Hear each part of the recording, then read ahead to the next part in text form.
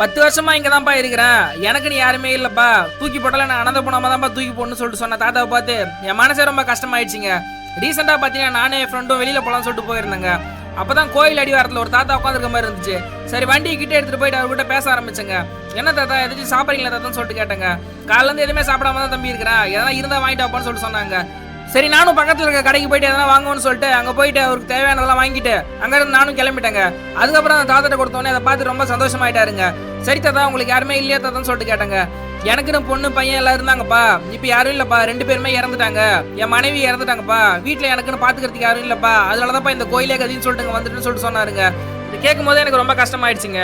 அதுக்கப்புறம் பாத்தீங்கன்னா நம்ம சேனல் நிறைய பேர் பாக்குறீங்க, சப்ஸ்கிரைப் பண்ண மாட்டீங்க. ஒரு சப்ஸ்கிரைப் பண்ணி கொடுத்துருங்க மக்களே. நீங்க கொடுக்குற சப்ஸ்கிரைப் தான் எனக்கு ஒரு அடுத்தடுத்து ஹெல்ப் பண்றதுக்கு ஒரு மோட்டிவேஷனா இருக்கும்.